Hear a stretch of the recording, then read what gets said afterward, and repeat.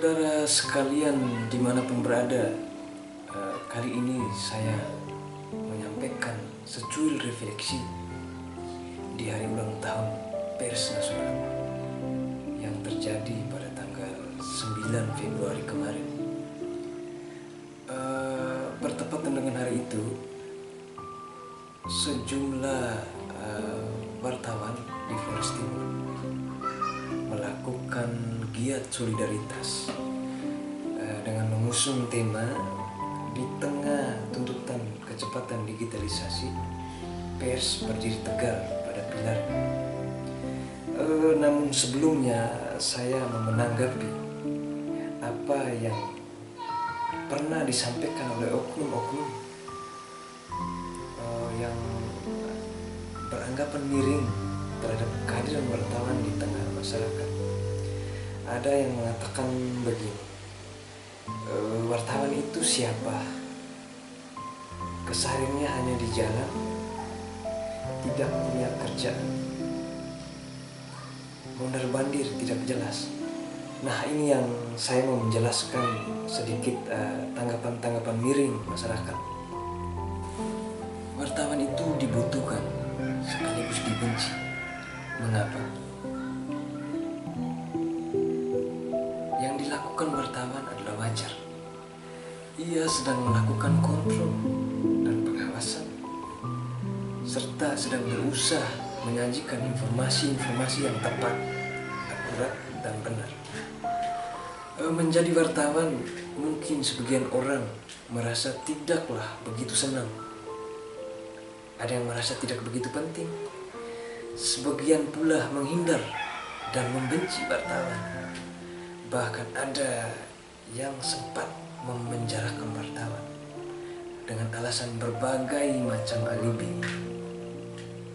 Namun ada yang sangat membutuhkan wartawan, yaitu orang-orang yang memiliki pola pikir yang cerdas, profesional, dan mengetahui persis tugas wartawan atau jurnalis sebagai pekerja kontrol sosial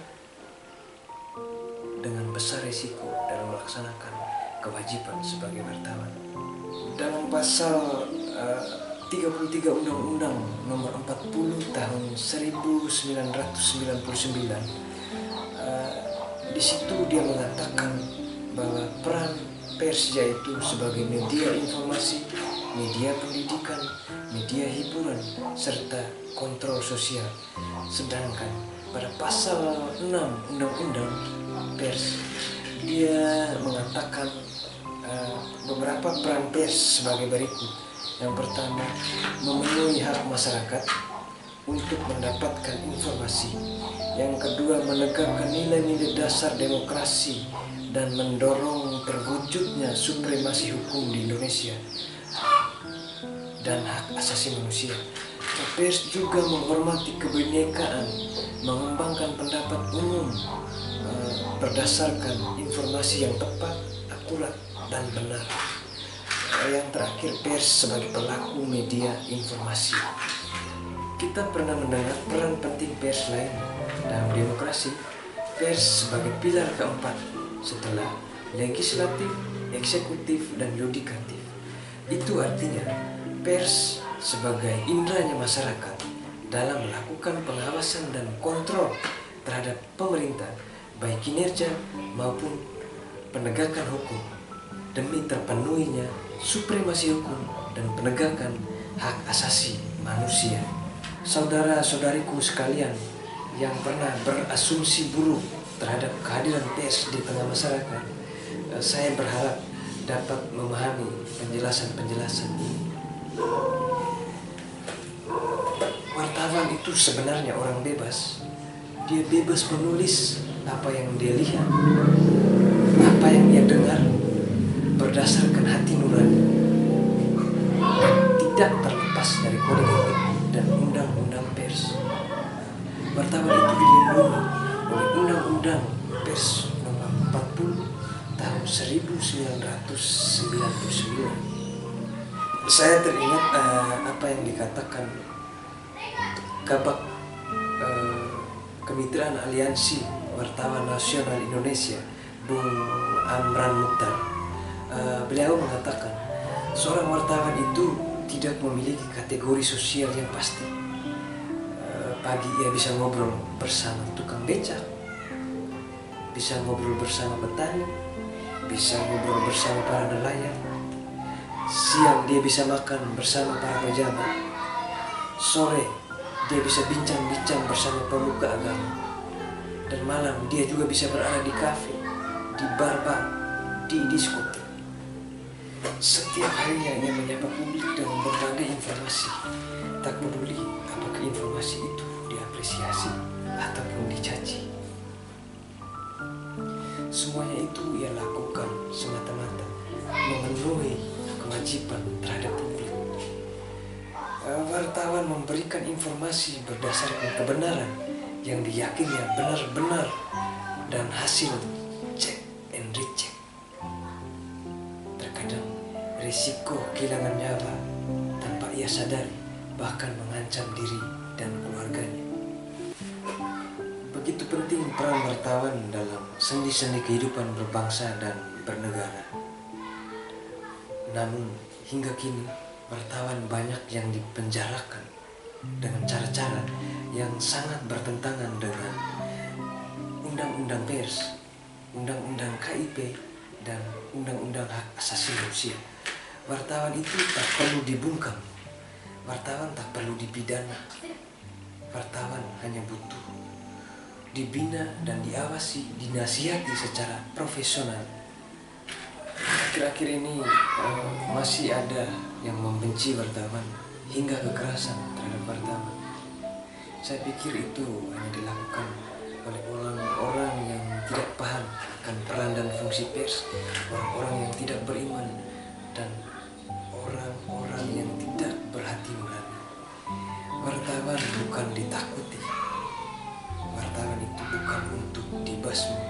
Wartawan itu penentu masa depan sebuah bangsa, mendorong kemajuan sebuah bangsa. Wartawan juga sebagai akselerasi perubahan dan pemulihan ekonomi sebuah bangsa dan menjaga pertahanan dan keamanan negara.